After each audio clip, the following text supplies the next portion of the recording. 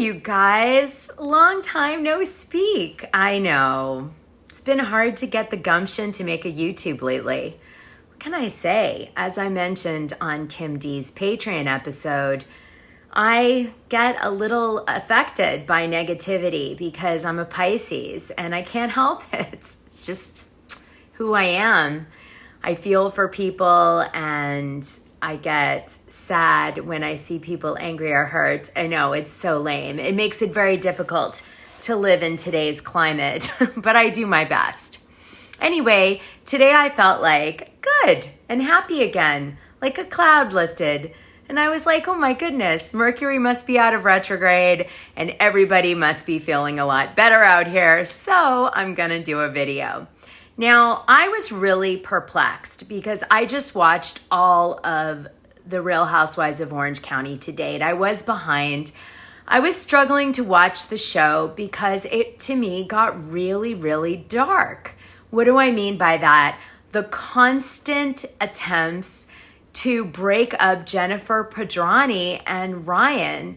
I just felt like it was never ending and over the top. I'm sensitive to this because when I was on the show, of course, Brandy called out that my guy was cheating on me, and I hadn't really watched the show even though I was on the show, season 1.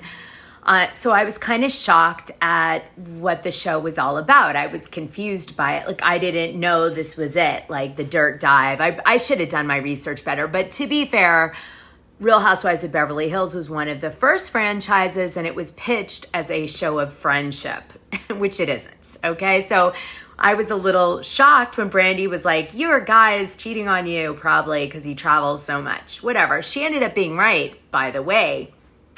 Not because she knew anything, she didn't, but, she knew what it was like to be cheated on. So she was probably reaching from that, but she didn't know any data about my ex. That all came out later. When I hired a PI, that's how I found out. But the thing I wanted to say is, it's one thing to, I think, call out on this show, like, hey, we don't like this guy for you. Word on the street is he's a player and he's a really bad guy and this and that. And that's fine, like once or twice. And then maybe have a big fight about it and you end it. But it felt almost abusive. Like the women kept attacking her relationship and then attacking her choice to leave her husband. I'm trying to understand what's behind that, because it was even too mean for housewives, even too mean. So either Jennifer Pedranti lied to the women on the show and they knew it and they were trying to punish her for it, or this was the only storyline they could come up with for the whole season, which isn't great. So I kind of knew from my experience it was the former, not the latter, and this is what I found when I did a little digging. Listen to Tamra Judge on Watch What Happens Live. Here's Dana and Billy from Pittsburgh with a question for Tamra. Uh-oh. Hi, Andy. Hi, Andy. She probably thought it was me. Hi, Emily. Hi, Tamra. Hi, guys. Our question is for Tamra. I'm scared. Tamra, if you're such a great friend to Jen and you're really worried about her relationship with Ryan, why did you wait 2 years to bring all of this up with her once she became a housewife? It's a very common question we got for you. Well, first of all, we did have many talks. And when Jen was going through the casting process is when she actually found out that Ryan was cheating on her, and she chose to stay with him because she's afraid she wouldn't get cast on the show. Oh, really? So I had conversations with her about it a lot. Well, that was some tea right there. Wow. Yeah. So she stayed with him to get on the show, you think? Yeah. But she seems very in love with him. She's still together with him. Mm-hmm. I just want better for her. Okay. Yeah, she's totally changed who she is, how she talks, how she acts, how she dresses for him. And he's a douchebag. Okay. To be fair, he's not the only douchebag on the show. One more thing before I go on to the topic of this video. Did you guys hear this on Jeff Lewis and Kelly Dodd's interview? I did. I honestly and I've said this before, like in the future, if there's anything that you don't want me to repeat, just say, hey, don't repeat this. But I've Jeff, witnessed I would be Same scared thing to with party John with Janssen. you. He didn't tell us not to repeat it. It was already, we all know that Eddie likes to do Tamra up the butt.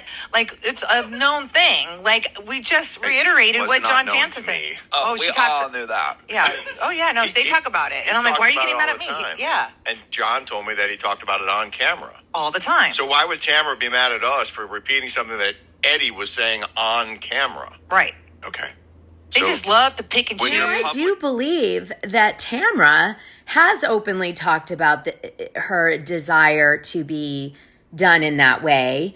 And, you know, so I don't think that she's embarrassed by it. And obviously John Janssen and Tamra and Eddie have said it a few times on camera. But I guess Tamra got upset with Kelly over it and bringing it up on the Patreon or something. And then John Janssen, I think, didn't want to hang out with Tamra and Eddie so much because of that. And maybe also the rumors that were going around the gym, which I've alluded to on another video, right? Potentially because he was worried Eddie was going to hit on him or something. I don't know. I don't believe that totally, but that's, I think, what's being alleged by people. Back to my point. Jennifer didn't use any of these rumors to hurt Tamra. She did kind of sound like she was gonna, but they never did, at least not so far in the season. Now, I did hear that in the upcoming episode, Jennifer Pedranti is going to stand up for herself and her relationship with Ryan finally against Tamra, and that's going to be the finale. So Shannon seemed to disagree with Tamra about the reason that Jennifer is staying with Ryan. Let me play you what she said to Us Weekly in an interview. I mean, I want Jen to be happy first and foremost. They are still together, and we finished filming almost a year ago. So, I mean, that has to show for something. It's hard, though, and I can't imagine how she felt this season with a bunch of women that don't know all the facts coming at you with such judgment. You know, I really felt for her this season. So I thought Vicky was coming back, but now I'm wondering if this just wasn't a shout out to the nostalgia of the Trey Amigos and also a way to further solidify Jennifer Pedranti's challenging relationship with Ryan as the storyline for the season, using stuff that the fans already know, i.e. Brooks. Okay, so now let's move on to what really was the purpose of this video, which was John and Shannon. And what the hell is going on? So Shannon Beador didn't make any public appearances after the DUI crash. She was supposed to go on Jeff Lewis's show. She canceled. And she was being followed by the paparazzi incessantly. There was a bunch of them parked in front of her house. They obviously followed her to John Janssen's house, and you can see he's pretty pissed in the picture. Here's a close-up of John Janssen pissed. So here's what Daily Mail posted to prove that Shannon was probably on her way to John Janssen's house. They said, look, the restaurant's over here. And then she drove, instead of towards her house, she went towards Janssen's house and then crashed. And then I guess pretended to walk the dog. Daily Mail reported this, which I thought was interesting, that Shan Beador's ex, John Janssen, broke his silence on Wednesday and denied the two had argued the night of her arrest and insisted they are friends. I mean, why did everybody assume they had an argument? They were together the night before with Jeff Lewis and Taylor Armstrong and her husband. So they've been hanging out like a lot. I think they're still boyfriend and girlfriend, you guys. I'm sorry. But at 50 plus, you don't hang out every minute with your friend and go to his house late night unless you're dating him. I'm sorry, you're dating him. And we don't, you know, when you're post 50, you don't go boyfriend, girlfriend. Like maybe they're not exclusive, but I mean, we're not 18. Okay, so then it says, sources close to the Real Housewives of Orange County star says that she was likely visiting her ex-boyfriend in Newport Beach Saturday night when she crashed and was arrested for the DUI. You know, how did the dog walking play out in all this?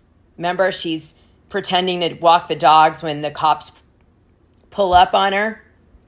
I mean, where the hell are the dogs in all this?